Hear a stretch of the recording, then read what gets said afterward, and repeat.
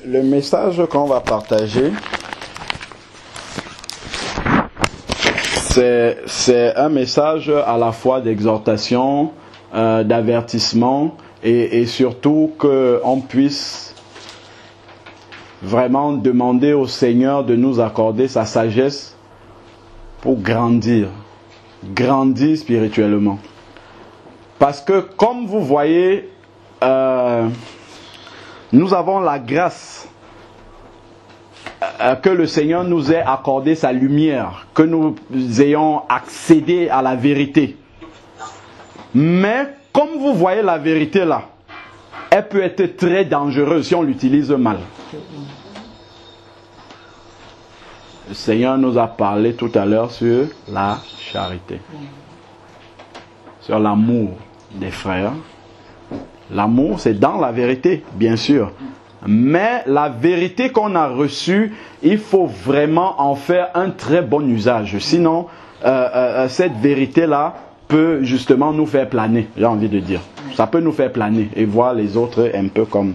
Dans ce message-ci, en fait, ce sont des versets que le Seigneur m'a donné, c'était hier matin ou avant-hier, je ne sais plus, mais c'est à la suite d'une discussion qui m'a un peu attristé avec une sœur qui est à l'assemblée avec nous, qui n'est pas là.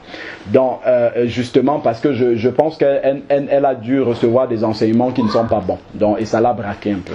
Donc, le fait qu'on se réunisse le jour de Noël, c'est un problème pour elle.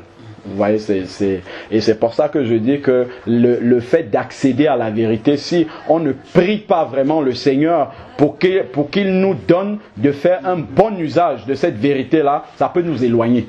Ça peut vraiment nous amener vraiment très loin, dans l'égarement presque. Parce que justement, moi c'est en 2008 que le Seigneur m'a fait la grâce justement d'accéder à la vérité en ce qui concerne la vérité sur Noël, sur le jour de Noël. C'est vrai effectivement que lorsque le Seigneur m'a accordé cette grâce-là, j'étais nouvellement converti, j'étais vraiment jeune converti et le fait justement d'être jeune converti, je n'avais pas cette maturité-là de savoir comment user de cette vérité que le Seigneur venait de m'accorder. Et effectivement, moi quand j'entrais chez Cassis, je vois un sapin de Noël, intérieurement j'avais envie de dire mais pourquoi tu mets ça là, il faut enlever, tu ne sais pas la vérité par rapport, ainsi de suite. Non, mais quand le Seigneur ouvre un pan de la vérité comme ça, c'est pas pour qu'on plane maintenant, hein. C'est pour que nous soyons des instruments pour les autres et que nous ayons la même patience envers les autres que le Seigneur a eu envers nous quand nous étions dans l'ignorance. Il ne faut pas le jour où tu accèdes à la vérité, tu fais comme si tu es né avec la vérité. Attention, ça c'est très important, hein, et nous devons prier beaucoup par rapport à ça. Moi quand j'étais nouvellement converti, j'envoyais des mails aux gens. C'était presque des mails agressifs que j'envoyais aux gens. Bon, ça c'est la nouvelle. Quand on est né de nouveau, on accède à la vérité, on a envie de prendre le marteau et taper la vérité comme ça dans la tête des gens. On dit mais pourquoi vous n'acceptez pas la vérité? Ainsi de suite. Mais il faut faire très attention. Il faut demander au Seigneur de nous donner d'user de sagesse, que vraiment cette vérité-là puisse servir pour aider, conduire les autres. Vous avez vu Jésus, la parole vivante même, la vérité incarnée, manifestée. Regardons l'humilité qui était en lui. On va lire des passages, on va voir comment Jésus, connaissant toute cette vérité-là, connaissant que les hommes étaient dans l'erreur, il était au milieu de sachant qu'ils étaient dans l'erreur. Regardez les hommes que Jésus a choisis comme étant ses disciples. Judas était un voleur et Jésus savait que Judas était un voleur. Jésus n'ignorait pas que Judas était un voleur, que Pierre était colérique et qu'il devait le renier. Il n'ignorait pas que Jean devait demander, Seigneur, est-ce qu'on envoie le feu sur eux pour les consumer au moment où on ne les a pas reçus dans une ville. Mais si nous lisons la parole de Dieu, nous allons voir que Jésus a prié toute une nuit pour choisir ses disciples.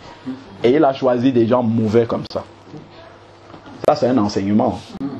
C'est un puissant enseignement pour nous. Il a dû bien se connecter au Père pour être sur la même longueur d'onde et aller choisir ces gens. Ça contredit complètement notre façon de prendre l'évangile. Parce que plus on accède justement à cette communion avec le Père, plus on a envie de regarder les autres comme tout petits. Eux là, ils ne connaissent pas la vérité, qu'est-ce qu'ils font? Non, non, c'est une erreur. C'est une erreur parce qu'on va se séduire soi-même. On va se tromper soi-même. Jésus ne va jamais vouloir amener venir prendre une seule personne, l'amener et laisser tout le... Non. S'il te prend, il te met à côté, il t'enseigne la vérité, il te dit, ceux-là qui sont là maintenant. Moi, je l'ai expérimenté avec ma famille. Au début, quand je me suis converti, le Seigneur m'a d'abord mis à l'écart. Mais une fois formé, retourne là-bas. Maintenant, tu vas leur parler. Et je vais donner des exemples où on peut dire qu'est-ce qu'un enfant de Dieu fait là-bas. Mais Dieu m'a utilisé pour la famille à ce moment-là. J'aurais pu dire, oh non, c'est des trucs des mondains, pourquoi il faut... Mais si le Seigneur te dit, tu dois être là-bas à ce moment-là, c'est dans ton cœur que la séparation est faite. Une fois, parce que si au début, il te laisse là-dedans, ton cœur n'est pas encore détaché, donc tu peux le replonger. Mais une fois que ton cœur est déjà détaché de ces choses-là, il te renvoie maintenant pour que tu sois une lumière. Si quand tu deviens une lumière, le Seigneur t'enlève, il t'amène ailleurs, ceux qui sont dans les ténèbres, comment ils vont faire? Ça, c'est une question qu'on doit se poser. Comment ils vont faire? Si le Seigneur éclaire notre lampe, c'est pour qu'elle serve à éclairer ceux qui sont dans les ténèbres. C'est pas pour qu'on fuit. Autrement, le Seigneur, une fois qu'il sauve quelqu'un, qu'est-ce qu'il fait? Pourquoi il nous laisse sur la terre? On monte directement. Ça ne servirait à rien qu'on reste là. Si on reste là, c'est parce qu'il dit soyez la lumière du monde. Soyez le sel de la terre. C'est pour ça que nous sommes dans le monde, pour éclairer le monde dont nous sommes obligés de vivre dans le monde, avec le monde. Mais ne pas avoir le monde dans notre cœur. De la même façon, il y a un frère qui disait, si le bateau est sur l'eau, c'est bien. Le bateau nage. Mais si l'eau est dans le bateau coule. Donc si le monde est dans ton cœur, tu vas couler. Mais par contre, si tu es sûr, le monde est dehors, tu es sur le monde, tu vas passer par-dessus en aidant le monde. Donc il faut vraiment qu'on fasse très attention par rapport à cela. Amen. Donc on va prendre maintenant la parole de Dieu. On va d'abord lire quelques versets pour vraiment bien dissocier les choses. Parce qu'on peut faire l'amalgame et penser qu'on justifie. Donc en fait, le message va tourner autour de l'attitude du chrétien par rapport au monde dans lequel nous vivons là, le monde qui est déchu là autour de nous. Quelle attitude devons-nous avoir par rapport à ce monde-là? Si nous prenons Jacques chapitre 1 verset 27. Jacques 1, donc c'est pas loin d'Apocalypse normalement. Jacques 1 verset 27, il nous dit la religion pure et sans tache. C'est-à-dire, ça, quand il parle de la religion pure et sans tache, c'est-à-dire que la manifestation de Jésus au travers d'un enfant de Dieu, voilà en quoi ça consiste. C'est la traduction du début du verset là que nous venons de lire. La religion pure et sans tache devant Dieu, le Père, consiste à visiter les orphelins. Ça veut dire quoi? Assister ceux qui sont autour de nous, c'est pas regarder à toi, mais c'est regarder autour de toi. Vous voyez ça? C'est pas regarder à toi, hein, c'est regarder autour de toi. Une fois que tu as obéi à Dieu, en quoi maintenant ça éclaire, en quoi ça aide ceux qui sont autour de moi? Visiter les autres en fait. C'est regarder à l'autre. C'est pourquoi il dit le deuxième commandement qui est semblable au premier. Si tu aimes Dieu, alors tu dois aimer ton prochain comme toi-même. Semblable, pareil, même chose. Ça implique que forcément, tu ne peux pas dire j'aime Dieu alors que tu ne regardes pas à ton prochain. Alors, il dit, visiter les orphelins et les veuves dans leur affliction, voilà, et se garder des souillures du monde. Donc c'est bien clair. Se garder des souillures du monde. Donc, même si nous sommes immergés dans ce monde-là, même si Dieu nous envoie au milieu des prostituées pour faire un travail, ça ne veut pas dire que nous allons aller là-bas pour nous prostituer. Gardons-nous des souillures du monde. Faites bien attention que nous sommes dans le monde, mais il ne faut pas que le monde soit dans nous. Ça, c'est très important. Donc, on doit se garder. Si on voit que nous ne sommes pas encore détachés du monde, il vaut mieux éviter. il vaut mieux éviter. Demandez d'abord au Seigneur de nous aider à nous détacher de ces choses-là avant de... De toute manière, le Seigneur n'en voit que quand il sait que le travail est déjà accompli dans le cœur. Ok, donc, se séparer des souillures du monde. Jacques 4,4, que nous tous, nous savons. Adultère, ne savez-vous pas que l'amour du monde est inimitié contre Dieu? C'est-à-dire ennemi de Dieu. Si tu aimes le monde, tu es un ennemi de Dieu. Tout simplement pourquoi 1 Jean 5,19 nous dit que le monde est entre les mains sous la puissance du malin. Donc si tu aimes le monde, en fait tu aimes le malin, donc tu ne peux pas aimer Dieu en même temps, tout simplement. Donc l'amour du monde, si tu aimes le monde, ça veut dire que tu aimes le malin. Et tu ne peux pas aimer le malin et Dieu à la fois, parce que le premier commandement dit tu auras un seul Dieu, l'Éternel ton Dieu, tu l'adoreras, tu le serviras, lui seul. Bon, celui donc qui veut être ami du monde se rend immédiatement ennemi de Dieu. Donc si notre cœur est attaché à ces choses-là, là on devient ennemi de Dieu. J'ai connu la vérité sur Noël. Maintenant, si mon cœur s'attache à la célébration comme les mondains, je suis ennemi de Dieu. C'est ça la vérité. Bon, maintenant, prenons 1 Jean 15. 1 Jean 2, 15, autant pour moi. 1 Jean chapitre 2, c'est juste après là. 1 Jean chapitre 2, verset 15. N'aimez pas le monde, ni ce qui est dans le monde. Si quelqu'un aime le monde, l'amour du Père n'est pas en lui. Donc, dès qu'on se convertit, si on a la grâce de tomber sur ces versets-là immédiatement, il faut même prier pour que le Seigneur commence à nous débarrasser de tout ça, à cisailler, à nous émonder. C'est ça le vrai terme. À enlever tout cet attachement-là, toute cette convoitise-là. Nous sommes là, les choses sont autour de nous, mais le cœur n'est pas attaché. Si on te dit demain tu n'as plus ce pantalon, c'est pas grave, s'il y en a un autre je mets et puis je continue. C'est pas la fin du monde, parce que on a une espérance beaucoup plus glorieuse que tout ce matériel périssable qui justement est dans ce monde. Car, verset 16, car tout ce qui est dans le monde, qu'est-ce qui est dans le monde? Quand on parle même du monde, souvent on dit le monde. Le monde c'est quoi même d'abord? Qu'est-ce que la Bible entend quand on dit le monde? Pour nous, qu'est-ce que ça représente? Le monde, c'est très simple. Ça peut se manifester dans tout, pratiquement dans tout. C'est juste une question qu'on se pose. Ce que je fais, est-ce que Jésus peut faire la même chose? Ce que je porte, est-ce que Jésus peut... C'est ça la définition du monde. Si Jésus ne peut pas, ça veut dire que c'est du monde. C'est tout simple. C'est aussi simple que ça. Si Jésus ne peut pas faire la chose, c'est que c'est du monde.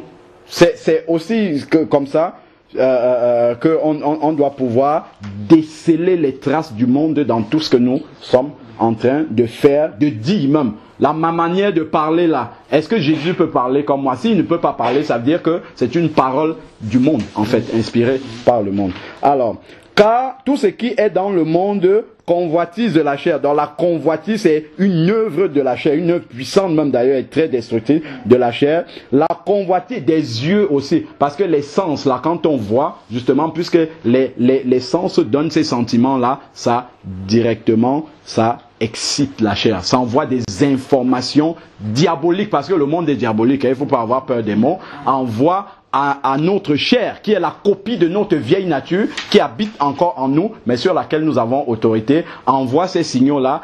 Et le Saint-Esprit nous dit, attention, ça c'est de la chair, ça vient de l'autre.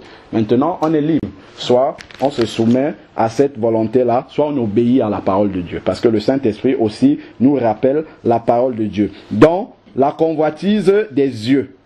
C'est d'abord les yeux qui voient. L'information monte au cerveau et on conçoit le péché et après on passe à l'acte. C'est comme ça que ça se déclare. Les yeux d'abord.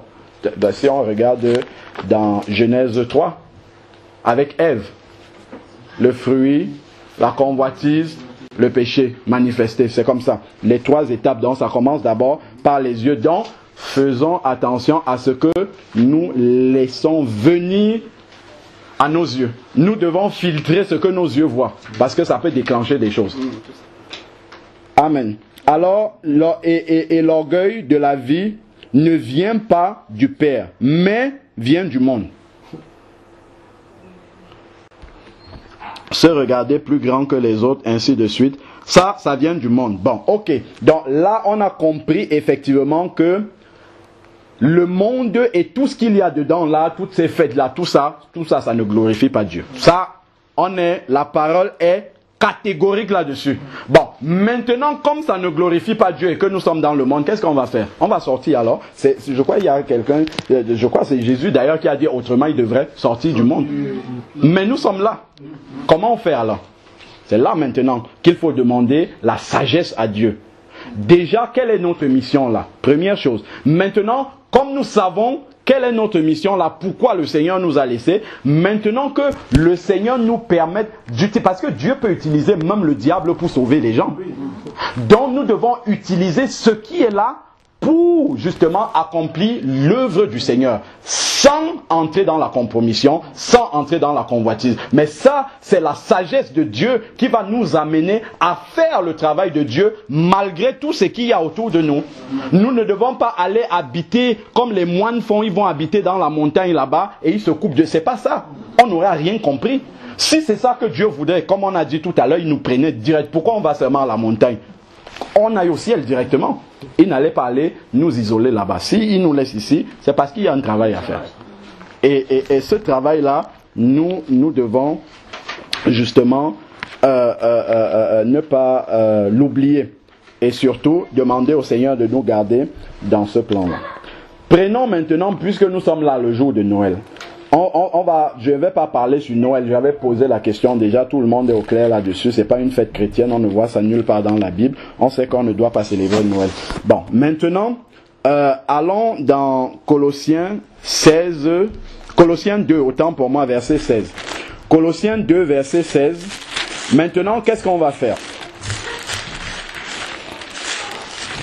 Parce que cette sagesse-là doit nous aider.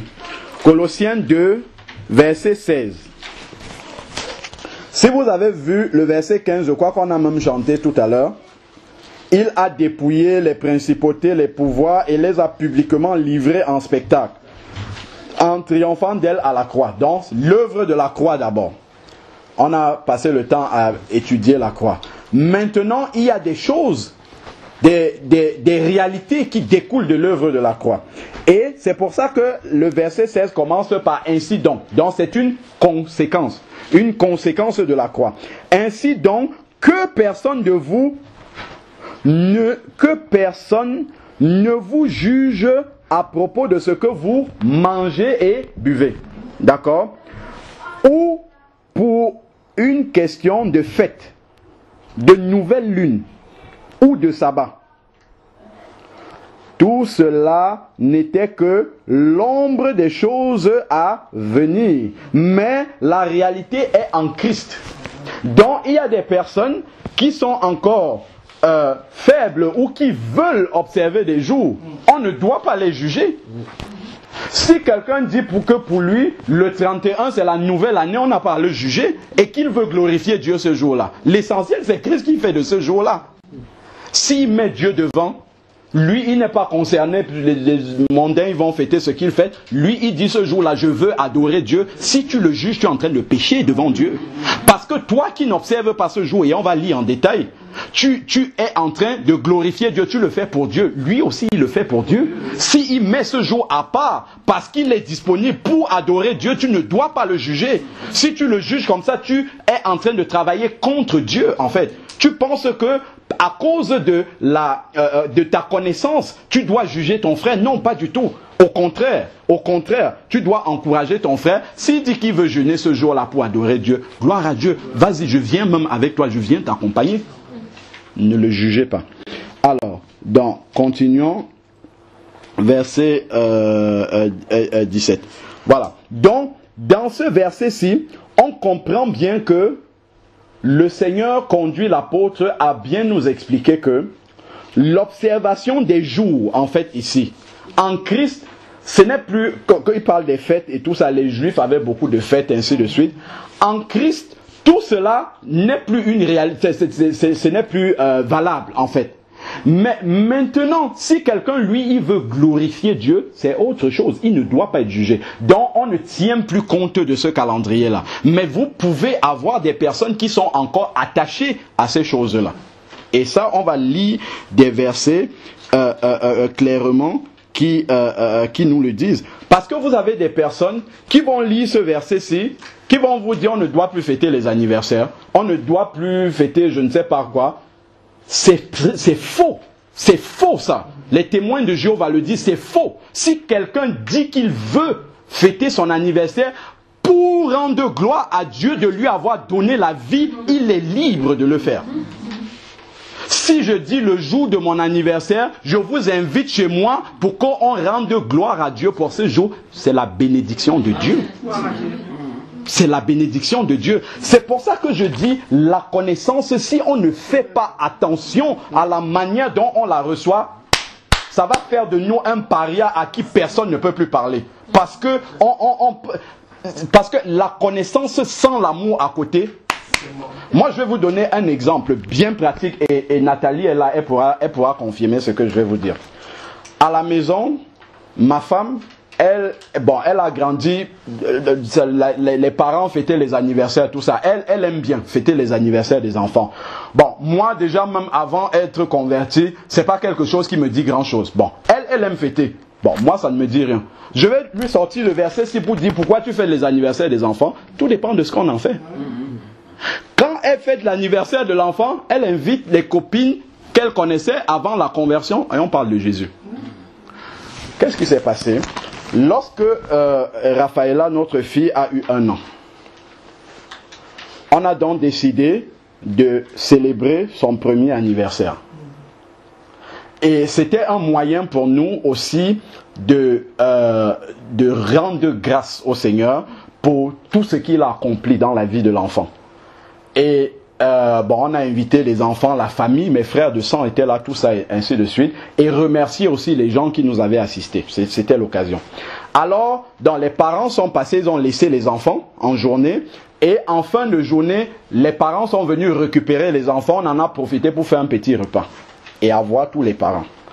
Et quand Linda avait dressé la liste, il y avait une 60aine de personnes au total qui devaient être là, les parents et enfants mélangés. Quand tout le monde était là, qu'est-ce qu'on s'est dit? Tous ceux qui sont ici là, maintenant nous sommes convertis, on va leur parler du Seigneur. C'est ça qu'on va faire. Alors ce jour-là, quand tout le monde était là, j'ai pris la parole, commencé à expliquer que en fait, si nous sommes là aujourd'hui, c'est que vraiment on a quelque chose de très important, c'est pour remercier le Seigneur. Parce que nous avons vu la main du Seigneur dans la vie de cet enfant depuis l'hôpital où elle est née là-bas. Elle est arrivée à la maison, elle a fait ses nuits directement à la clinique. Quand elle est arrivée à la maison, elle dormait déjà toute la nuit. Son cahier de santé, elle a 1 an, son carnet de santé est vierge. Elle n'a presque jamais été malade, il n'y a que les vaccins là. Donc c'est vraiment un sujet d'action de grâce pour nous. Et qu'est-ce qu'on a fait? On a affiché les chants comme vous venez le dimanche là et on a commencé à chanter avec les gens. On a chanté quelques cantiques et après le Seigneur m'a conduit à exhorter les gens, à parler un peu du Seigneur aux gens. Et quand j'ai commencé à parler, le Seigneur m'a conduit à parler de son retour, de dire, d'annoncer aux gens qu'il revient bientôt. Et s'il revient bientôt, il faut être prêt, il faut se préparer, il faut se convertir et ainsi de suite. Et quand j'étais en train de parler comme ça, après, à un moment donné, le Saint-Esprit m'a arrêté et j'ai commencé à prier. Et là, quand j'ai commencé à prier, il y a une profonde tristesse qui est venue sur moi. Mais en fait, tu parles du retour du Seigneur, mais regarde, là, au milieu de vous, il n'y avait que 5 chrétiens là qui étaient au milieu de nous. Parmi tout le monde qui est ici, il n'y en a que 5 qui sont candidats, pas qui vont être enlevés, mais qui sont candidats, il n'y en a que 5. Parmi les 5, il y avait mes 5 frères de sang qui étaient là, aucun n'était candidat. Et là, dans la tristesse, j'ai commencé à pleurer en priant. Et quand je priais, à la fin, je pleurais et j'ai dû m'excuser. Et j'ai commencé à prier comme Abraham. Seigneur, si tu viens maintenant, s'il y a un seul juste au milieu de nous, est-ce que tu vas prendre? Ainsi de suite. Et après, ça venait tellement en abondance que je me suis excusé. Je me suis retiré dans la salle de bain. C'est quelque chose qui ne m'était jamais arrivé, qui m'est arrivé une seule fois ce jour-là. je me suis retiré dans la salle de bain, j'ai fermé, je me suis assis à même le sol et je pleurais comme un enfant. J'ai pleuré pendant un bon moment là-bas. Il y a ma femme qui est venue, ma belle-sœur qui est venue, qui n'est pas convertie, elle ne comprenait pas. Elle demande, mais comment tu peux pleurer alors que tes frères se sont déplacés de loin pour venir te voir? Et en introduction, voilà, il y a une parole que j'avais dite qui me revient maintenant. J'avais dit à ceux qui étaient là que je vois vraiment l'amour que vous avez témoigné en vous déplaçant. Certains sont partis de Lyon, ils se sont déplacés de loin pour venir. Et je dis, mais la chose que j'ai la plus importante, j'ai envie de vous donner pour vous remercier, je vois que c'est difficile de vous donner ça, c'est le Seigneur, c'est la seule chose que j'ai de plus précieux. Et c'est comme ça que j'avais commencé le message. Et quand je me suis retiré, après quand je suis revenu, il y a une brochure que le Seigneur m'avait conduit à écrire sur son retour. J'ai distribué ça. Quand quelqu'un partait, je lui donnais la brochure. Et Nathalie qui est là en ligne, elle était venue à la maison ce jour-là. Et j'ai omis de dire que pour préparer ces moments-là, on avait pris du temps dans le jeûne. Pour ces quelques instants-là. Elle était là ce jour-là. Mais nous, on ne la connaissait pas. Elle était venue avec sa cousine. Nous, on connaissait sa cousine. Et elle était venue passer un week-end, parce qu'elle est en Italie, elle est venue passer un week-end chez sa cousine, au Plessis-Trévis, là-bas. Et sa cousine lui a dit, bah, tu peux venir avec nous. Elle est venue avec le mari de sa cousine à la maison. Et elle a entendu ces paroles-là. Et elle a eu la brochure en partant de la maison. Quand elle est arrivée, peu de temps après, elle nous a envoyé un mail pour dire ce que le Seigneur a fait dans sa vie, après. Elle est rentrée en Italie. Si je me trompe, tu me corrigeras, Nathalie. Elle a lu la brochure, elle ne comprenait pas bien. Dans le métro, elle essayait de lire, mais elle ne comprenait pas ce que ça voulait dire. Sa Bible qu'elle n'avait pas lue depuis longtemps, elle a eu envie de relire la Bible. Et en lisant la Bible, le Saint-Esprit est descendu sur elle dans sa chambre. Elle a reçu Jésus. Et depuis ce jour-là, la transformation a été immédiate. La sœur a été changée du jour au lendemain, elle était catholique, elle a jeté tous les idoles. Il y a beaucoup de choses qu'on n'a pas dû expliquer à Nathalie pour que ses yeux s'ouvrent. Et elle a parlé du Seigneur à sa cousine, qui l'avait amenée chez nous. Et sa cousine a donné sa vie au Seigneur. Est-ce que ce n'est pas la gloire de Dieu? On va dire, oh moi ne faites pas les anniversaires. Ces gens qui viennent aux anniversaires là, si tu ne les invites pas à ce moment-là, si vous les invitez ici, ils ne viendront pas. Comment tu fais?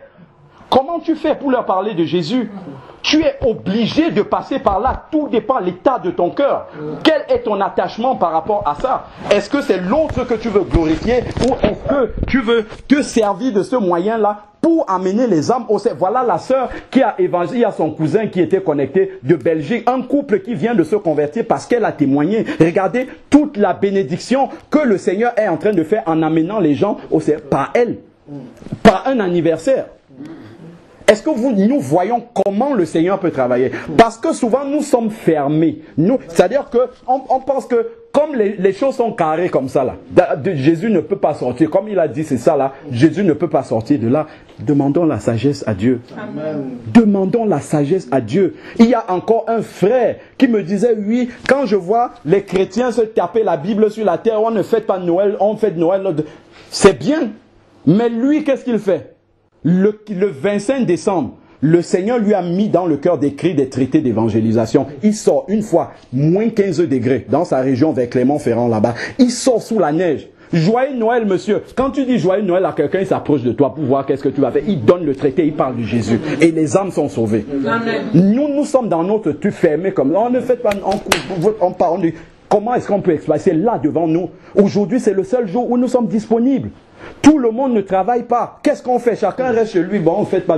On se réunit, on loue Dieu. Qu'est-ce que ça va? Est-ce que nous sommes là, ici, nous sommes dans le royaume des cieux? Là, ici, là, nous sommes dans le royaume des cieux. Donc, ça n'appartient pas à ce monde-ci. C'est comme si le jour qui est là dehors n'existait même pas pour nous. Donc nous ne sommes pas concernés par ça. Donc c'est pour cela qu'il faut vraiment demander la sagesse à Dieu de savoir comment est-ce qu'on prend ces vérités-là. Comment est-ce qu'on marche avec ça dans ce monde-ci.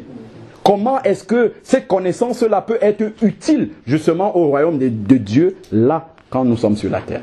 Ça c'est vraiment quelque chose d'important. Sinon, toute la connaissance, toute la vérité à laquelle on accède, ça sera quelque chose d'inutile pour le Seigneur. Ça va faire enfler notre connaissance, mais la charité pour ceux qui sont autour de nous ça ne va rien représenter. Prenons Romains 14. Romains chapitre 14.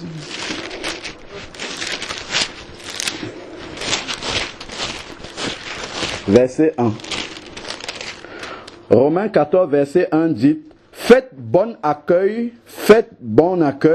à celui qui est faible dans la foi. Vous avez vu, au milieu de l'église, il y en a qui sont faibles et il y en a qui ont déjà atteint un certain degré de maturité.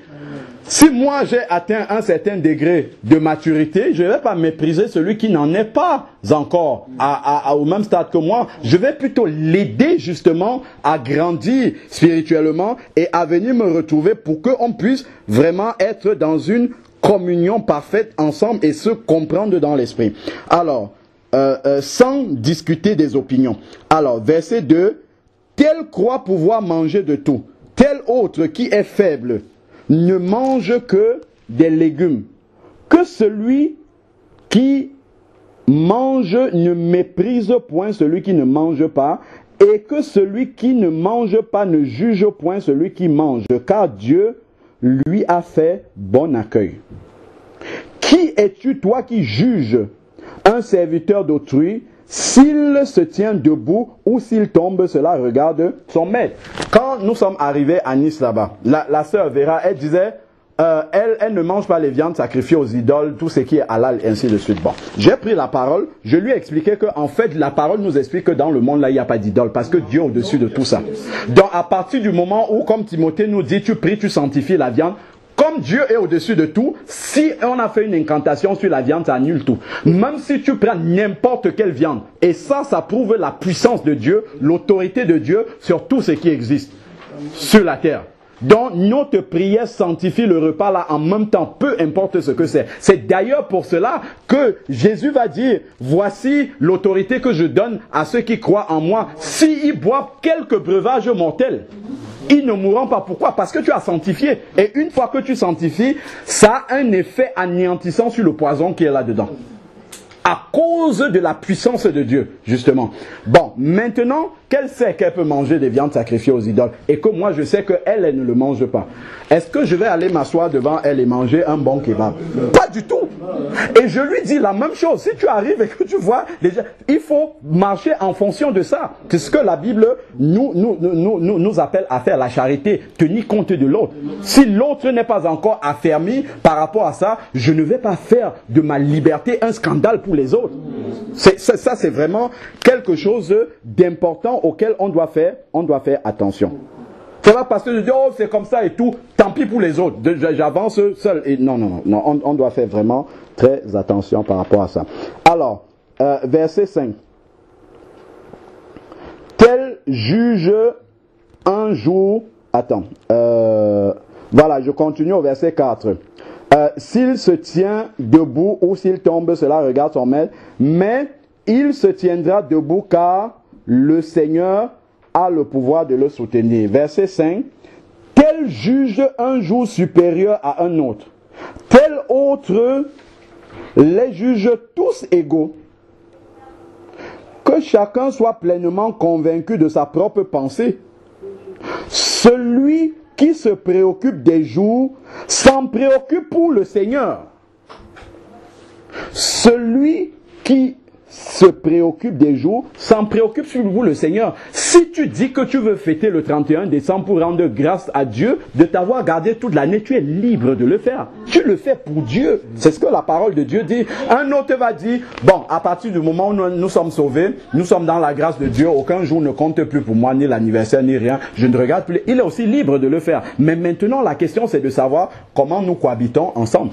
Il ne faudrait pas qu'il y en ait un qui se croit plus supérieur ou grand ou ainsi. Non, il doit marcher avec les autres de la même façon. De la même façon. Alors, donc, continuons. Donc, celui qui dit qu'il va fêter l'anniversaire et celui qui ne fête pas l'anniversaire, c'est un jour en fait. Lui, il met un jour particulier, le jour de son anniversaire. Il dit qu'il veut le célébrer dans le Seigneur. Il est libre de le faire. Moi, je dis, ça ne me dit rien. Mais je dois faire attention à celui pour qui ça a une importance. Il ne faudrait pas que ma liberté entrave justement ce que l'autre veut faire pour le Seigneur ce jour-là en particulier. Et ça ne veut pas dire que s'il célèbre le Seigneur en particulier le jour de son anniversaire, les autres jours il ne célèbre pas le Seigneur. Il célèbre aussi le Seigneur les autres jours. Mais il dit ce jour-là, je veux le célébrer en plus et marquer un point d'honneur. Il est libre. La liberté en Christ. Il ne faudrait pas que maintenant, la liberté qu'on a obtenue en Christ, que nous devenions des esclaves. C'est ça que l'apôtre Paul a dit aux Galates, vous marchez bien dans la liberté. Qui vous a remis sous une loi? Et il dit même, il a utilisé un terme très fort. En plus, il dit, qui vous a ensorcelé pour que vous retournez comme ça, devenir des prisonniers des hommes? C'est pour ça qu'il faut faire très attention. Quand on nous dit ça, c'est pas... Vérifions ces versets-ci. Quelqu'un qui dit on ne fait pas la liberté, vérifiez. Voilà les versets qui disent que quelqu'un peut mettre un accent particulier sur un jour. Tout dépend de ce qu'il met là-dedans. Il faudrait que nous demandons toujours la sagesse au Seigneur de pouvoir grandir. Alors, que chacun soit pleinement convaincu. Celui qui se préoccupe des jours s'en préoccupe pour le Seigneur. On est au verset 6.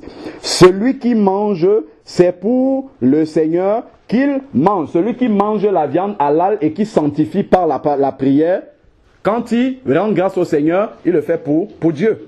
Il peut manger. Alors, car il rend grâce à Dieu. Celui qui ne mange pas maintenant, celui qui a choisi de se priver de cette viande-là, il se prive aussi pour le Seigneur, c'est pareil. C'est pour le Seigneur qu'il ne mange pas.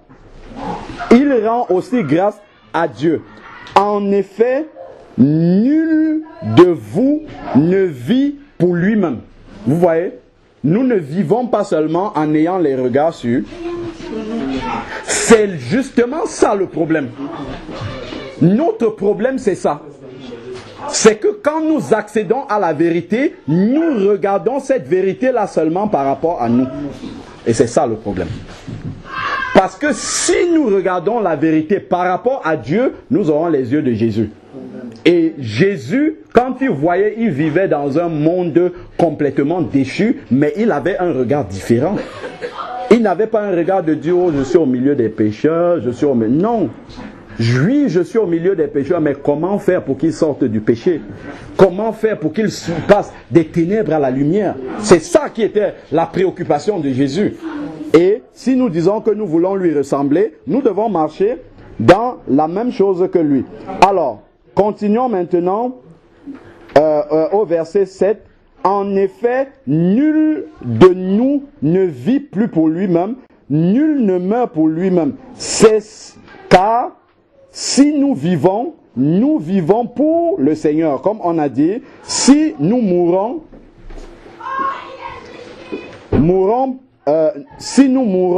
nous mourons pour le Seigneur. Soit que nous vivons, soit que nous mourions, nous sommes au Seigneur. Donc, toute notre vie doit servir à glorifier le Seigneur et à faire les œuvres du Seigneur. C'est ça qui est important. Alors, continuons maintenant, verset 9. Car Christ est mort et il est revenu à la vie pour être le Seigneur des morts et des vivants. Mais toi, pourquoi juges-tu ton frère? Ou toi, pourquoi méprises-tu ton frère? À cause de la vérité qui est en toi, tu commences à mépriser les autres parce qu'ils n'ont pas encore accès à cette vérité. Qu'est-ce que tu as fait pour mériter cela? Qu'est-ce que tu as fait pour que Jésus te révèle cela? Rien. Tu n'as rien fait. Tu n'as pas mérité quelque chose. Donc c'est pour ça qu'il faut faire vraiment attention, demander au Seigneur de faire bon usage justement de cette vérité-là. Alors, la suite du verset 10, nous comparaîtrons tous devant le tribunal de Dieu. Et ça, c'est très important. Nous comparaîtrons tous devant le tribunal de Dieu. Et si nous allons dans 1 Corinthiens 3, je ne vais pas prendre ça. C'est-à-dire que dans le tribunal de Christ, c'est le tribunal des chrétiens. Ce n'est pas pour juger et condamner. Mais en fait, c'est pour tester les œuvres que nous avons accomplies pour le Seigneur. Quand tu as fait telle chose, la motivation derrière, c'était quoi? C'était pour avoir de l'avant ou bien c'était vraiment par amour pour tes frères? Si c'était pour prendre la prééminence, ton œuvre sera consumée. Tu seras sauvé comme au travers du feu, c'est-à-dire sans récompense. C'est ce que 1 Corinthiens 3 enseigne. Donc nous devons faire très attention, une fois devenus chrétiens, quelle est la motivation qu'il y a derrière les actes que nous posons. C'est capital. Parce que nous allons tous passer devant le tribunal de Dieu. Verset 11. Car il est écrit, je suis vivant, dit le Seigneur, tout genou fléchira devant moi et toute langue donnera gloire à Dieu. Ainsi, chacun de nous rendra compte à Dieu pour lui-même. Ne nous jugeons donc plus les uns les autres. Bon, certains utilisent mal ce verset-là en disant que nous ne devons pas reprendre nos frères. Si nos frères sont dans le péché, tu es dans le péché. Point. On le dit comme ça, mais c'est pas dans l'intention d'envoyer l'autre à la perdition, mais c'est dans l'intention de le ramener. Voilà. Donc, dans ce sens-là. Mais ici, quand on parle ne nous jugeons pas les autres, c'est dans le sens du rejet. C'est juger, c'est rejeter les autres en fait. C'est dans ce sens-là qu'il dit ne nous jugeons pas. Usez plutôt de votre jugement pour ne pas mettre devant votre frère une pierre d'achoppement ou une occasion de chute. Nous ne devons pas être un scandale pour notre frère. Il ne faudrait pas que notre connaissance fasse chuter quelqu'un pour qui Christ est mort. C'est ça que je dois me dire. La vérité que je connais là, c'est comme nous qui sommes sortis des bâtiments. Il ne faut pas que ça devienne une pierre d'achoppement pour les autres. Il faut savoir, avec cette vérité-là, comment leur annoncer ça. Aller dans la prière, demander la sagesse à Dieu pour savoir comment parler de ça aux gens et ne pas venir les insulter et dire, vous restez dans les bâtiments, qu'est-ce que vous croyez, ainsi de suite. Nous, maman, on y était, non? On a été dans l'ignorance comme eux. On n'est pas en train de dire qu'il faut le cautionner, il faut le dire, mais il faut demander au Seigneur de nous donner la sagesse. Il y a des personnes à qui il faut le dire crûment, mais c'est le Saint-Esprit qui va nous conduire à dire crûment à cette personne, mais on ne va pas dire tout ça de la même façon. Quand vous voyez Jésus, quand il parle à Matthieu, c'est pas la même façon qu'il parle à Zachée, c'est pas la même façon qu'il parle à la Samaritaine. Donc, chacun en fonction de celui qui est devant nous, le Saint-Esprit va nous conduire à leur dire la même vérité. Parce que tout ce que Jésus disait à ces gens, vous êtes pécheurs, répentez-vous. C'est le même message, mais il le disait d'une façon différente. Il parlait à chacun en fonction justement de son arrière-plan. Et nous, c'est le Saint-Esprit qui doit nous conduire justement à pouvoir dire ces vérités-là aux gens, mais avec la charité de Dieu. Alors, ainsi, verset 12. Ainsi, nous sommes au 14 plutôt, autant pour moi. Je sais et je suis persuadé dans le Seigneur Jésus que rien n'est impur en soi, mais si quelqu'un estime qu'une chose est impure, alors elle est impure. Bon, on ne parle pas du péché ici, le péché sera toujours et certainement impur. Donc, on ne parle pas de cela ici, là. Alors, pour lui, verset 15. Si un aliment, bon, là, après, il parle des aliments, je vais sauter un peu pour gagner du temps, car le royaume des cieux n'est pas pour le manger et le boire. Verset 18. Celui qui sert Christ de cette manière est agréable à Dieu et approuvé des hommes. Je sers Christ, c'est une bonne chose. Mais est-ce que je le sers d'une façon qui lui est agréable? Ça, c'est une autre question, ça. Et ça veut dire que, est-ce que je le sers en étant conduit justement par l'amour qui était en Christ? Est-ce que je le sers avec les mêmes intérêts que le Seigneur? Ou est-ce que je viens avec d'autres motivations? Ça, c'est ce que nous devons toujours demander à Dieu. Seigneur, donne-moi la sagesse pour pouvoir te servir d'une façon qui te soit agréable. Verset 19. Ainsi donc, recherchons ce qui contribue à la paix et à l'édification mutuelle. C'est ce que je disais tout à l'heure en introduction. En quoi maintenant la liberté que j'ai en Christ, la vérité que j'ai reçue en Christ, en quoi ça peut édifier celui qui est à côté de moi? Comment est-ce que je peux demander au Seigneur de m'aider justement, comme moi j'ai reçu la lumière, à amener l'autre aussi dans cette lumière-là? Là, je vais servir le Seigneur d'une façon qui lui est agréable. Autrement, la vérité que j'ai reçue dans le Seigneur, ne sera qu'une pierre d'achoppement pour les autres. Au lieu de se rapprocher de Jésus, ils vont fuir. Donc, pour un aliment, bon, après, il parle des aliments. Bon, ok. On va laisser ce passage là-dedans. On a bien compris pour la question des jours. Tel fait une différence entre tel jour et tel autre jour. Je vais donner un autre témoignage. On était tous ensemble le 1er novembre. C'était chez la sœur, non? C'était pas Halloween ce jour-là ou la Toussaint. C'est la fête de quoi? C'est pire encore que Noël. On était réunis chez la sœur. On a adoré Dieu. Qu'est-ce qui s'est passé? La sœur avait invité quelqu'un. Et Dieu a permis que dans la conversation, qu'on puisse lui parler de Jésus. C'était une catholique, non, je crois. Voilà. Donc, qui aimait prier avec les enfants, mais n'avait pas encore entendu la vérité du salut. Et elle a pu entendre la vérité ce jour-là. Sait-on ce que le Seigneur va faire avec cette parole qui a été semée là? C'était le jour d'Halloween, non? Qu'est-ce que ça fait? Le Seigneur soignait les gens le jour du sabbat, tout le monde observait le sabbat, mais lui, il était dans l'esprit, connecté. Qu'est-ce qui est important pour le Seigneur ce jour-là? C'est d'observer le sabbat ou bien c'est de guérir quelqu'un qui est dans la souffrance depuis longtemps. C'est de dire, je ne fais rien ce jour-là, je me cache chez moi parce que c'est là. Le frère là qui évangélise là, qui parlait de ceux qui disent que le jour de Noël, on discute, est-ce qu'on doit fêter Noël et tout. Le frère, il dit quelque chose que moi j'approuve. Il dit, même si c'est la fête du diable, je sors pour aller évangéliser le jour de la fête du diable. Parce que les gens se rendent dehors. Et c'est ça qui est important. Mais est-ce que lui célèbre la fête du diable? Pas du tout. Le jour où on était réunis, le jour de la Toussaint, nous on invoquait le nom du Seigneur. Est-ce que quelqu'un fêtait la Toussaint parmi nous? Pas du tout. On n'est pas concerné par cela. Mais comme le monde séculier nous donne un jour de libre ce jour-là, ben on en profite pour faire autre chose. Internet, ça c'est diabolique, ça nous tous, nous savons que ça là c'est le diable qui maintient ça. Mais est-ce que ça ne connecte pas nos bien-aimés ici qui reçoivent la parole de Dieu? Tout dépend de ce qu'on en fait. Tout dépend de comment est-ce qu'on utilise cela. Et nous sommes purs complètement de ça. Nous sommes purs parce que nous regardons ça de façon pure, avec les yeux de Dieu. On voit juste le travail que Dieu peut opérer au travers de cela. C'est tout. Tout le reste de pédophilie ou tout ce que vous voulez qui passe par Internet, ça ne nous concerne pas. Nous sommes totalement étrangers à cela.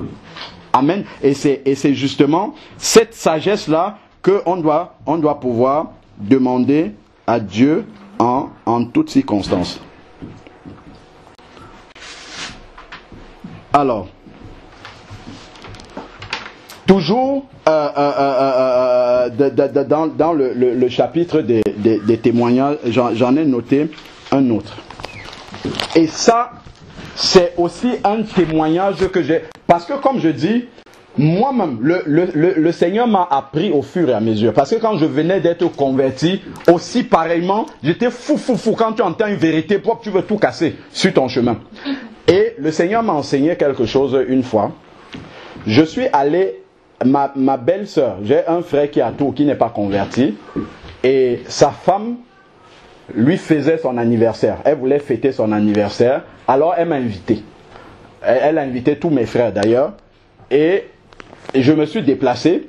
J'ai dit, bon, Seigneur, puisque je vis loin de la famille, en tout cas je vis loin de ce frère-là, ce n'est que dans les occasions comme ça que la famille peut me voir le changement, que je puisse témoigner, donc j'y vais.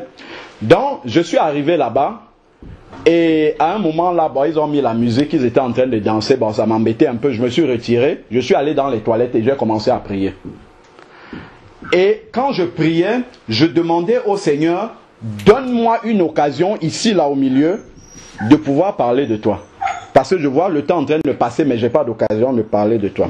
J'ai fini la prière, je suis revenu au milieu d'eux. Et après, il y a un ami d'enfance qui était là, qui dit, Alain Patrick, est-ce que il y a ma femme qui va célébrer les 10 ans de décès de ses parents. Donc, elle va faire une manifestation, là, c'est à la Pâque, voilà. Je ne sais pas à quel mois, on était en mars et il me dit c'est à la Pâque. Est-ce que tu pourras venir ce jour-là apporter la parole? Dans mon cœur, je dis non. Non, c'est des doigts là, commémorer les morts et tout ça. Dans mon cœur, j'ai dit non catégorique et tout. Mais comme c'était dans un milieu festif, j'avais pas envie de lui dire ça comme ça. Je lui ai dit, je vais t'appeler. Et je me disais, quand je vais l'appeler, je vais lui expliquer que, sache qu'on ne fête pas ces choses-là, ainsi de suite. Et quand je suis allé m'asseoir, Le Seigneur dit, qu'est-ce que tu viens de demander dans la prière? Tu veux une occasion pour parler, non? Ben voilà une occasion, tu auras la parole. C'est vrai que ce n'est pas comme tu aurais attendu que ça soit le jour où tout le monde est réuni pour la prière et tout. C'est une occasion pour parler. Donc tu vas venir de Paris et tu vas leur dire la vérité, que ce qu'ils sont en train de faire, c'est une abomination. Et ce jour-là, je suis venu, ah oui, donc ils attendaient que je donne un message. Et là, j'ai ouvert la Bible, j'ai commencé à leur expliquer que c'est une abomination ce que vous faites là. Et il y a quelqu'un qui était là, qui est converti, un de leurs amis, il a dit, mais en fait, quand j'ai appris que Alain Patrick devait venir donner un message dans un truc comme ça m'a beaucoup surpris. Je me disais, mais comment, et il n'est pas éclairé par rapport à ça. Mais quand il a suivi le message, il a dit gloire à Dieu. Amen. Il a compris que c'était le Seigneur qui voulait. Le Seigneur me dit, mais comment accéderont-ils à la vérité si quelqu'un ne vient pas leur dire ça? Ils resteront dans leurs ténèbres. L'année prochaine, ils vont organiser les 5 ans de la mort de l'autre. Après, ça va être les 10 ans de l'autre, les 15 ans de l'autre, ainsi de suite. Mais si tu ne leur dis pas, si tu restes dans ton coin, tu dis, bon, ok, ça ce sont les trucs auxquels je... Mon cœur n'est pas attaché à ça. Je viens pour dire la parole de Dieu et c'est tout. Après, je pars. Donc, si je n'avais pas écouté la voix du Seigneur à ce moment-là, je serais resté sur ma position. Je lui aurais dit non. Alors que le Seigneur a répondu à la prière, mais pas comme moi j'attendais, mais c'est une occasion de parler. C'est une occasion de dire la vérité sur la parole de Dieu pour que les autres accèdent aussi à cette vérité. Et c'est ça qui est le principal. Quand nous regardons, il y a des versets où l'apôtre Paul, ça c'est quelque chose qui peut même choquer, il s'est rasé, il est allé dans le temple faire un vœu dans les actes des apôtres, alors que lui-même il dit que Christ est la fin de la loi, il n'est pas sous la loi, mais parce qu'il veut gagner ses frères, il a dit je préfère même être rejeté et que mes frères soient sauvés. C'est ça qui est le plus important. Comment est-ce que, à partir du moment où le cœur est déjà détaché de ces choses-là, on n'est plus sous l'emprise de ces choses-là. Ce n'est pas quand on va fuir de ça qu'on va vraiment prouver à Dieu. Non, c'est dans le Dieu lui sait si ton cœur est encore attaché à ces choses-là. Mais si ton cœur est détaché, maintenant le Seigneur t'envoie en mission. Jésus, quand il est venu sur terre, son cœur était détaché de tout ce qu'il y avait dans le monde. Quand il va au mariage et qu'il fait le premier miracle, est-ce qu'il était venu là pour boire le vin et danser avec les gens? Quand il s'assoit avec les prostituées ou avec les gens de mauvaise vie, est-ce que c'est pour devenir de mauvaise vie? Pas du tout. Il sait ce qu'il est en train de faire là-bas. Son cœur n'est pas attaché à la mauvaise vie des gens qui sont là. Il parle un peu avec eux. Après, hop, progressivement, il les amène là où il voulait les amener. Et c'est comme ça que nous devons voir les choses. C'est comme ça que nous devons demander la sagesse justement au Seigneur. Et le passage justement où Jésus mange avec des gens de mauvaise vie, c'est dans Matthieu 9, verset 10. Bon, je ne sais pas si on va lire ça, on va juste passer. C'est des passages que tout le monde sait. Si nous prenons par exemple Luc 19. Luc 19 du verset 1 au verset 10, c'est là où le Seigneur va chez Zachée. Zachée qui était quelqu'un que tout le monde rejetait. Alors les gens, et c'est là justement qu'on doit demander au Seigneur de ne pas être comme ces gens-là, de ne pas avoir l'esprit de ces personnes-là. C'est très facile, hein? C'est très facile d'épouser l'esprit justement que ces gens-là avaient. Prenons Luc 19, verset 1. Alors, Jésus entra dans Jéricho et traversa la ville.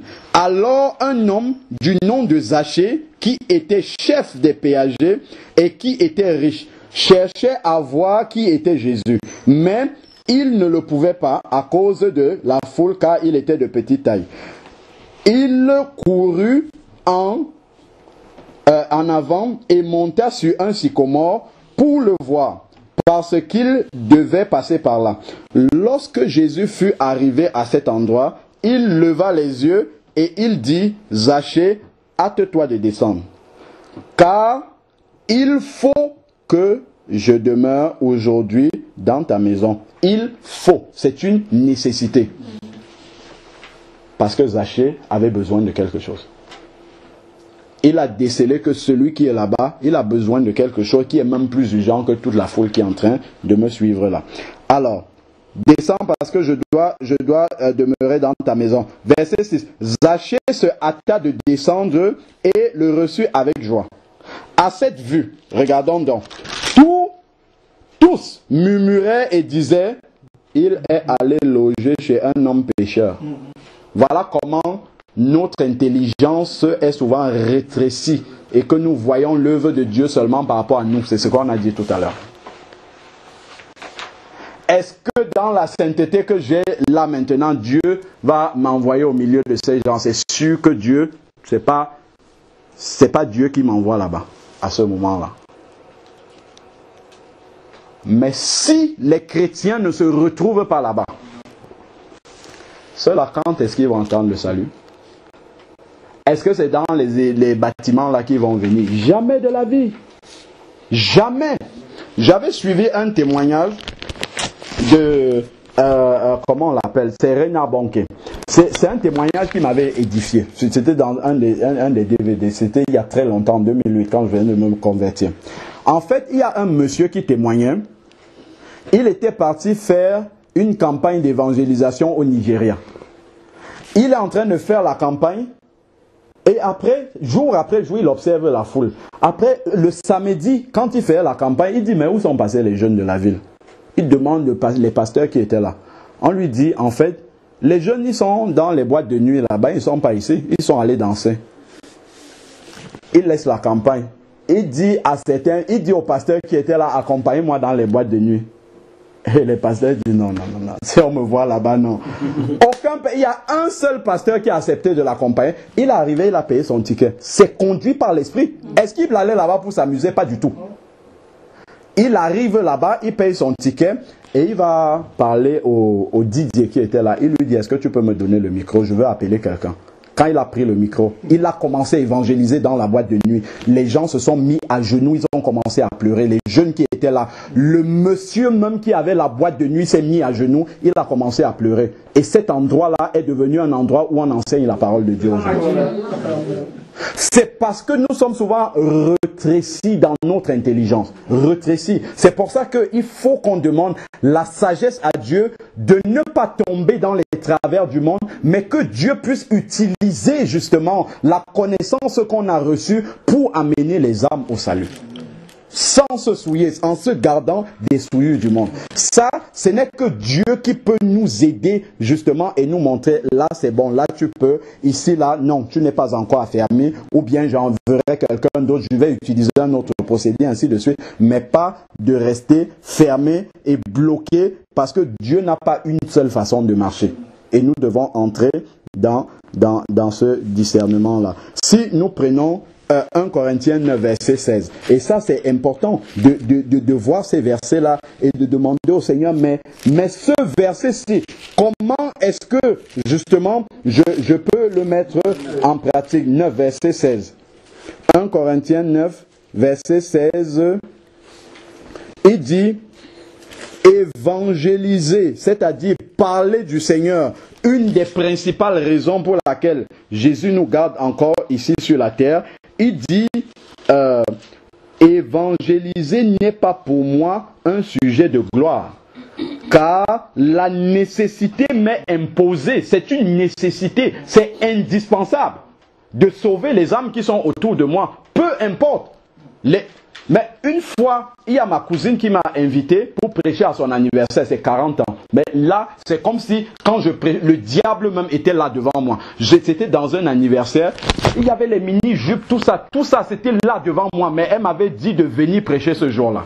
J'avais pris le temps dans la prière, préparé bien dans la prière. Et au moment où je commence à prêcher, même elle va dans la cuisine là-bas, elle me dit, fais vite, on veut manger, tout ça. Et le Saint-Esprit a commencé à parler vraiment avec autorité. Et après, il y a des gens qui m'ont appelé derrière quand j'avais fini de parler. Ouais, vraiment, merci de nous avoir permis d'entendre la parole de Dieu. Des gens qui ne sont que dans des manifestations. S'ils ne venaient pas entendre la parole de Dieu dans un anniversaire festif comme ça, où est-ce qu'ils auront reçu la parole de Dieu? Jamais probablement. Jamais. Et c'est ça qu'on doit se demander toujours. Seigneur, en quoi est-ce que maintenant que je suis sauvé, ça peut être utile à ma famille? Est-ce que c'est d'abord là, la première Jérusalem là? La famille, comment est-ce que je peux marcher avec eux sans tomber dans leur piège? Comment est-ce que je peux marcher avec eux pour leur annoncer le salut malgré tout? La nécessité m'est imposée. C'est une obligation. Ces personnes-là sont vraiment sous ma responsabilité. Si elles sont perdues, Dieu me demandera pourquoi elles sont perdues. As-tu annoncé? Oui, j'ai annoncé. Ok, ben c'est bon. Elles sont totalement responsables devant moi. Alors, maintenant, ensuite, il dit, ce n'est pas un sujet de gloire, la nécessité m'est imposée et c'est la fin. Il dit, malheur à moi. Vous voyez ça? Malheur à moi si je n'évangélise pas. Pourquoi? Ça veut dire que la croix du Christ serait vaine. Christ est mort pour rien. Une fois qu'il m'a sauvé, je prends le salut et je mets dans ma poche ou je le garde dans le placard et j'attends l'enlèvement. Si Paul avait fait ça, où serions-nous? Si Pierre avait fait ça, tous ceux qui ont écrit le Nouveau Testament là, c'est encore un frère qui dit que les actes des apôtres n'ont été écrits que parce que les apôtres ont fait des actes. C'est parce qu'ils ont fait des actes que les actes des apôtres ont été écrits. S'ils étaient restés chez eux, il n'y aurait pas les actes des apôtres. Et donc, on ne saurait même pas que l'église doit fonctionner comme ça. C'est monter, c'est... Non, pas du tout, on ne devrait pas le savoir. À cause, justement, parce qu'ils ont obéi, comme le Seigneur a dit, maintenant, moi aussi, je vous envoie, aller aussi et annoncer cette parole-là. Et on peut encore prendre dans 2 Timothée 4, verset 2. 2 Timothée 4, verset 2. 2 Timothée, chapitre 4, verset 2. Il dit, je prends verset 1. Je t'adjure devant Dieu et devant le Christ Jésus, qui doit juger les vivants et les morts. C'est bien solennel. Et au nom de son avènement et de son royaume, prêche la parole, insiste en toute occasion, favorable ou non. Donc même si c'est la fête du diable, c'est pas une occasion favorable, tu dois prêcher quand même la parole. Parce que dans n'importe quelle condition, ces gens-là, ils doivent entendre la parole de Dieu. On doit aller les trouver là où ils sont. Favorable ou non, convainc, reprend, exhorte avec toute patience et en instruisant. Voilà. Amen. Donc, ça, c'est vraiment des versets qu'on doit demander au Seigneur. Tu as dit même des occasions qui ne sont pas favorables. Voilà ça qui est devant moi. Comment est-ce que tu me diriges dans cette situation-là pour parler quand même de toi? On a encore Romains 10, verset 14. Tous ces versets-là nous rappellent toujours le but pour lequel nous sommes restés là. Parce que nous sommes dans le monde, hein, nous sommes restés dans le monde, mais le Seigneur veut nous utiliser dans le monde là. Nous sommes ses ambassadeurs, il veut nous utiliser là-dedans. Et si nous sommes simplement là à attendre le royaume des cieux sans rien faire, rester sur notre bulle et dire, bon, tout autour de moi, ce sont des païens, donc je ne vais pas vers eux, on sera passé à côté. Dans Romains 10, verset 14, nous dit... Comment donc invoqueront-ils celui en qui ils n'ont pas cru? Et comment croiront-ils en celui dont ils n'ont pas entendu parler? Et comment entendront-ils parler de lui sans prédicateur? Nous, on peut remplacer ça sans que personne ne leur annonce la parole. Déjà, tu as des voisins à côté de toi. Peut-être tu n'as pas l'occasion de parler à tes voisins. Mais si tu prends un traité d'évangélisation, tu mets dans sa boîte, c'est Jésus que tu lui as amené chez lui. Sur le traité d'évangélisation, il y a la parole là. S'il veut, il jette. Ça sera de sa responsabilité. Mais au moins toi, tu auras annoncé la parole de Dieu à Jérusalem déjà. Maintenant, s'il se perd, c'est son problème. Comment entendront-ils parler? On se plaint souvent, tous ceux-là, ils sont païens, ils ne croient pas en Dieu. Mais est-ce que nous, on a fait notre travail? Est-ce que nous avons utilisé la connaissance, la vérité que nous avons reçue de Dieu pour amener ces personnes-là au Seigneur? Prenons maintenant Philippiens, on va encore voir toujours ça. Philippiens 1, du verset 15 au verset 19. Philippiens 1, verset 15 au verset 19. On voit toujours, justement... Philippiens 1, 15 à 19. Certains, il est vrai, prêchent le Christ par envie et rivalité, mais d'autres le font dans des dispositions bienveillantes.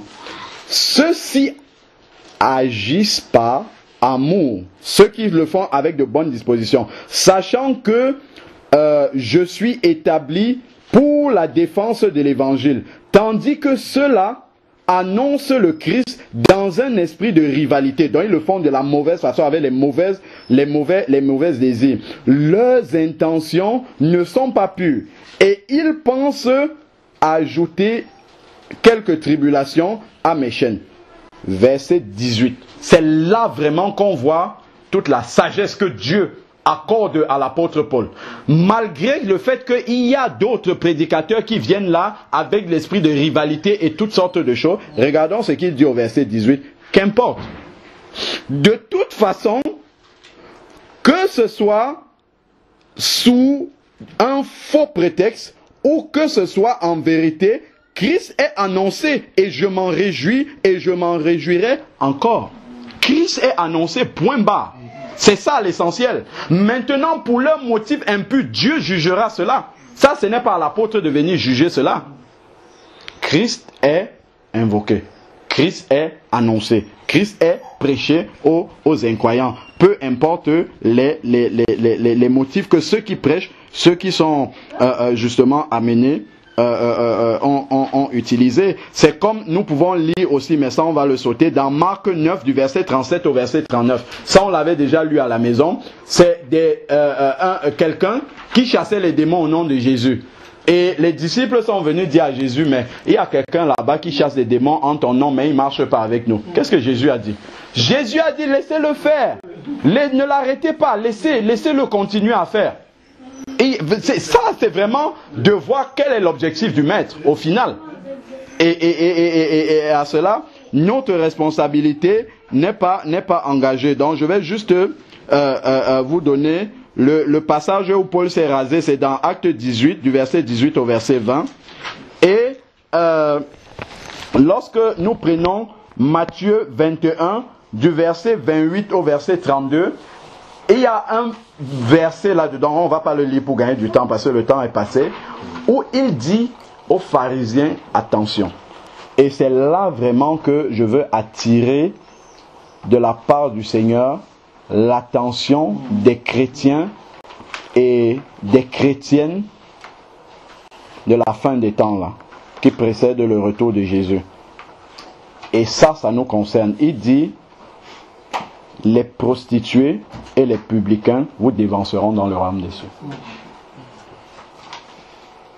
Les prostituées et les publicains. Donc si nous avons reçu cette vérité-là, et que nous agissons comme les pharisiens avec cette vérité-là, cette parole-là nous concerne. Cette parole-là nous concerne. Donc, la sagesse, ce n'est pas de refuser la vérité, ce n'est pas de l'abandonner, mais c'est d'aller dans la prière et demander le discernement au Seigneur pour bien utiliser cette vérité que nous avons reçue là, pour que ça puisse être justement une bénédiction autour de nous. Et non être justement un instrument de rejet. Parce que quel que soit le cas, si nous rejetons les autres pour des motifs que le Seigneur n'agrée pas, nous sommes dans le péché. Et nous devons éviter de marcher de cette façon-là. Seigneur Dieu Tout-Puissant, Père, je veux te rendre grâce encore pour cette parole que tu nous as donnée de partager aujourd'hui. Père, tu vois les temps qui sont les derniers dans lesquels nous vivons, où nous entendons toutes sortes de messages. Seigneur Père, parfois, si nous manquons justement de sagesse, si nous n'avons pas, Seigneur Dieu, ton esprit vraiment pour nous enseigner toutes choses, la façon dont nous devons utiliser la vérité que tu nous révèles, oh Père, nous pouvons entrer dans des extrêmes et complètement travailler contre ton œuvre, Seigneur Dieu, alors que ce n'est pas cela que tu attends de nous. Tu attends que nous puissions travailler dans ta pleine volonté. Seigneur, aide-nous, chacun, moi le premier, chacun à son niveau, que vraiment la vérité que nous avons reçue, oh Père, que nous puissions en faire bon usage, que nous marchions d'abord nous-mêmes dans cette vérité, mais que nous aidions, Seigneur Dieu, tous ceux qui sont autour de nous à accéder aussi à cette vérité. Oh Père, aide-nous, donne-nous de mettre la charité au premier plan, Seigneur Dieu, mais que nous n'oublions pas ta sainteté, que tu nous donnes vraiment la juste mesure, le juste équilibre, Seigneur Dieu, que nous ne marchions pas dans le déséquilibre total, que nous ne soyons pas dans le monde, Seigneur Dieu, en ignorant ceux qui sont sur le chemin de la perdition autour de nous, Seigneur Père,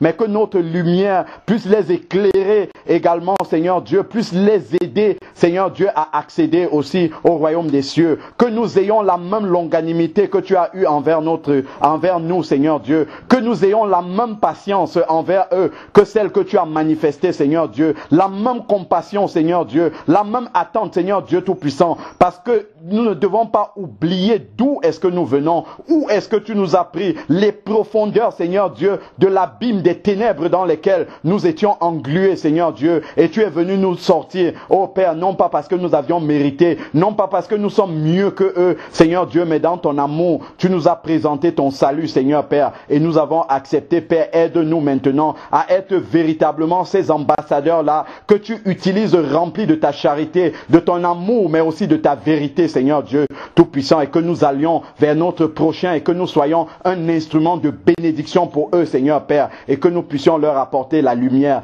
comme le Seigneur Jésus nous a montré le chemin dans sa parole, Seigneur Dieu Tout-Puissant. Que cette parole-là ne s'éloigne plus de notre cœur, Seigneur Père, que notre attitude vis-à-vis du monde dans lequel nous vivons, Seigneur Dieu, puisse être la même attitude que Jésus avait lorsqu'il vivait sur cette terre, Seigneur Père, où il a mis un point d'honneur à sa mission à chercher et sauver ceux qui étaient perdus. Oh Père, que cela soit aussi notre seule préoccupation. Seigneur, enseigne-nous chaque jour dans ce domaine-là. Enseigne-nous, Seigneur Dieu, à pouvoir bien utiliser avec sagesse la vérité que tu as mis en nous, Seigneur Dieu, dans ce monde déchu qui va à la perdition. Au nom de Jésus-Christ. Amen.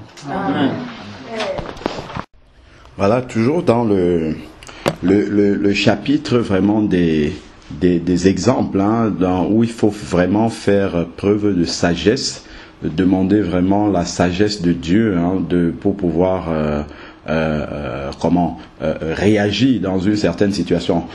Bien aimé, la maison qui nous accueille aujourd'hui, lorsque le bien-aimé m'avait invité pour la première fois pour venir apporter la parole ici, il m'a dit, voilà, il y a une assemblée qui a commencé à la maison, vraiment, si tu peux venir nous apporter des enseignements vraiment que le Seigneur te met à cœur parce que on a besoin de grandir. Alors, lorsque je suis arrivé, mais en fait, c'était une église bâtiment en miniature, hein. Il y avait un endroit, un petit pupitre là pour le prédicateur. Les gens, il y avait des fauteuils d'honneur pour des personnes un peu respectables, particulières. Et puis les sièges, il y avait des sièges qui étaient rangés justement comme on s'asseyait lorsqu'on était dans des bâtiments. Et en plus, les sœurs n'étaient pas couvertes. Et quand j'ai regardé, il y avait des sœurs même qui enseignaient, hein, dans l'assemblée, et les sœurs, comme je disais tantôt, ne portaient pas de voile. Il y avait une petite feuille là, une sœur qui faisait, comme on appelait, comment dire, un peu le master of ceremony, si je peux m'exprimer comme ça, qui avait une feuille. Bon voilà, on va faire 20 minutes d'adoration. Le message, ça va être 30 minutes. Donc quand j'avais pris, lorsqu'on a annoncé le message, la sœur me dit, voilà, tu as 30 minutes. Après ça, sur sa feuille, voilà, il y aura 15 minutes de témoignage, et ainsi de suite. Tout était vraiment comme ça millimétré. Après, il va y avoir la collecte, et ainsi de suite. Donc, voilà le climat dans lequel, pour la première fois, j'ai apporté le message là où nous sommes là, hein, aujourd'hui. C'est comme ça que c'est comme ça que le culte se déroulait ici. Mais quand j'ai vu ça, je me suis dit simplement intérieurement, Seigneur, c'est vrai, ils n'ont pas encore reçu la lumière sur que ce qu'ils sont en train de faire, c'est pas ta volonté. Ils sont simplement en train de reproduire ce que eux-mêmes ils ont vécu dans les dénominations. Et en plus, il faut bien le mentionner, c'est que cette dénomination-là qui était en train de naître chez le frère était en fait une antenne d'une dénomination plus grande dirigée par une femme. Dirigée par une femme. Et tout ça, je le savais.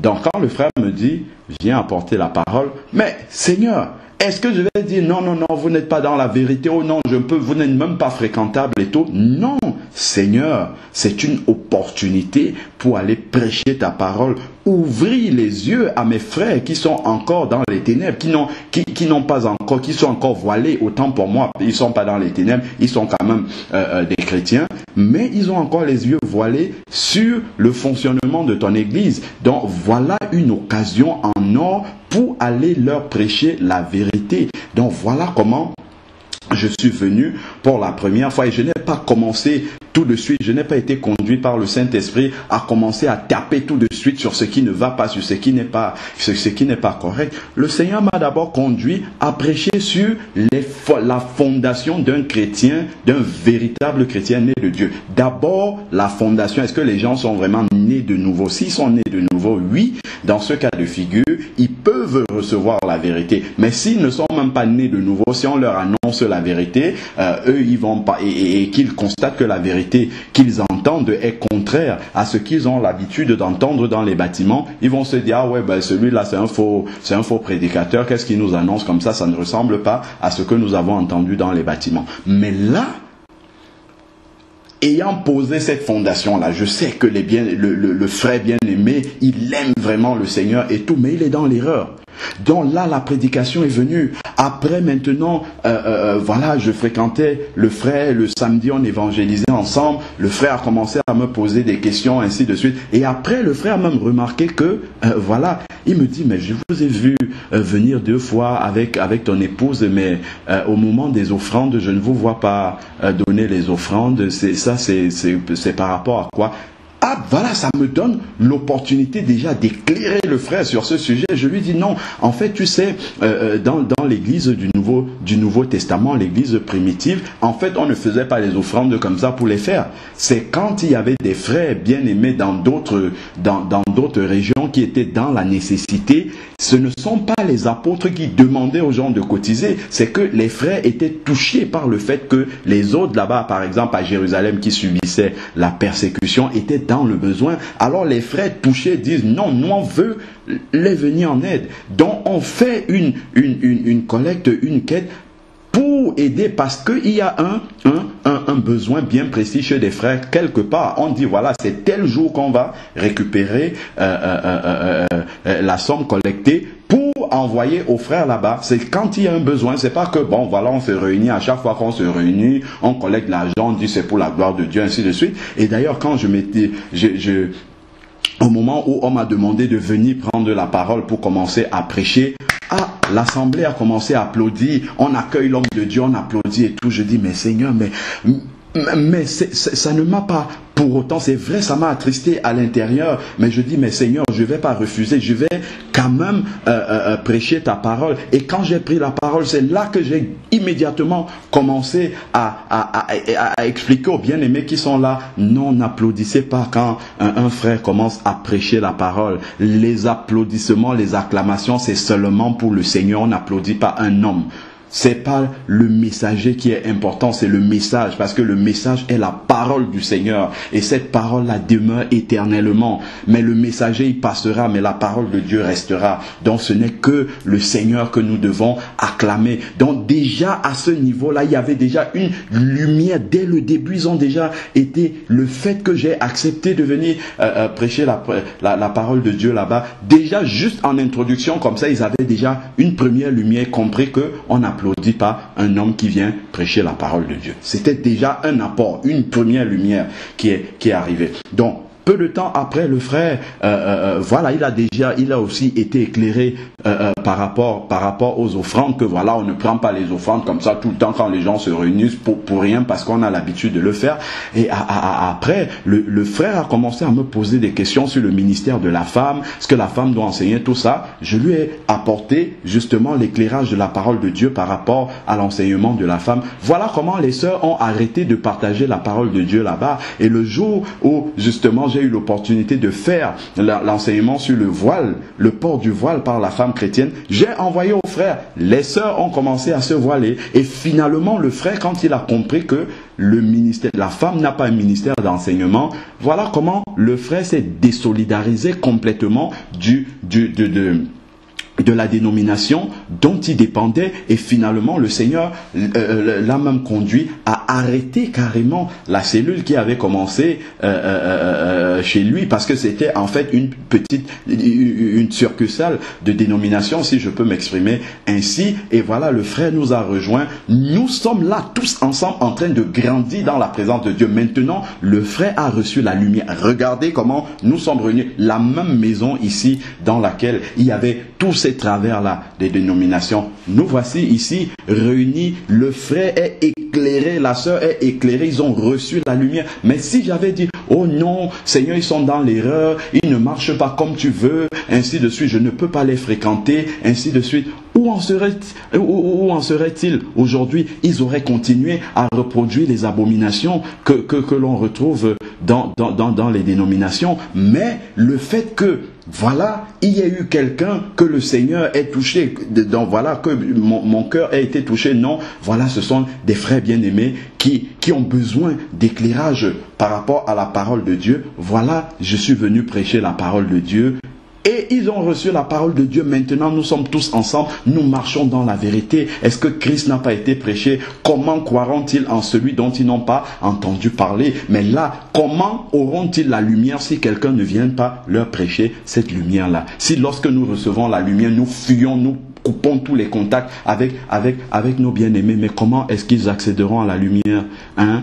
Donc nous devons faire très attention. Là, je ne parle pas des personnes auxquelles on a déjà annoncé la vérité et qui endurcissent leur cœur, qui ne veulent pas recevoir la vérité. Ça, c'est autre chose, ça. Mais je parle des personnes qui sont dans l'erreur, mais qui n'ont peut-être pas eu l'opportunité de recevoir l'éclairage de la parole de Dieu par rapport aux erreurs qu'ils sont en train de pratiquer, parce que ils n'ont pas été dans des milieux où on leur a enseigné la vérité. Donc c'est pour ça que, bien aimés, nous devons faire vraiment très attention à la vérité que nous recevons. Voilà, le frère aujourd'hui, il marche dans la vérité, il a reçu la lumière par rapport à, il pratiquait la dîme là-bas, tout ça, il a reçu l'éclairage de la parole de Dieu. En partageant avec lui, le Seigneur m'a conduit à pouvoir lui apporter la lumière sur tous ces sujets. Il a laissé tomber tout ça. Maintenant, il marche dans la vérité. Nous sommes ensemble dans l'église de maison, et le frère a véritablement compris c'est quoi véritablement l'église que le Seigneur veut. Nous baptisons les gens ensemble par la grâce de Dieu, avec l'assistance du Saint-Esprit. Mais vraiment, ça, c'est partie de la charité. Comment est-ce que ma connaissance à moi peut être utile, aider les autres à pouvoir grandir dans le Seigneur? Voilà comment l'éclairage que moi j'ai eu de la part du Seigneur sur certains aspects du fonctionnement de l'Église a pu être bénéfique aux frères, fait tomber certains voiles qui étaient là dans la vie du frère. Et aujourd'hui, voilà cette maison-là qui accueillait cette dénomination. La dénomination a été fermée. Maintenant, nous nous réunissons là et nous accueillons notre journée de jeûne. On peut être là toute la journée sans problème. Les veillées de prière, on peut être là. Est-ce que Dieu n'est pas glorifié? Mais il a fallu que la connaissance que moi j'avais reçue, que je rajoute la charité à la place, et que à la suite, que je joigne la charité avec, et que je me demande, mais Seigneur, comment est-ce que eux ils peuvent être éclairés, venir aussi à la connaissance de la vérité, être libérés justement de toutes ces traditions humaines qu'ils ont reçues dans les dénominations. C'est vraiment pour ça, bien aimé, que nous devons faire très très attention. Très attention. Cette lumière-là que nous recevons, Seigneur, comment est-ce qu'elle peut être utile aux autres? Et là, vraiment, le nom du Seigneur sera glorifié. Et nous allons pouvoir amener encore de nombreuses personnes à la vérité. Regardez les premiers disciples, les apôtres, quand ils avaient reçu la vérité, ils savaient que le Dieu n'habite pas dans le temple construit de main d'homme, mais l'apôtre Paul et même les autres, ils allaient prêcher souvent au temple. Ils retournaient au temple pour prêcher à ceux qui étaient là-bas, mais ce n'était pas pour aller continuer à pratiquer ce qui se pratiquait dans le temple. Non, c'est parce qu'il y avait des personnes à sauver là-bas.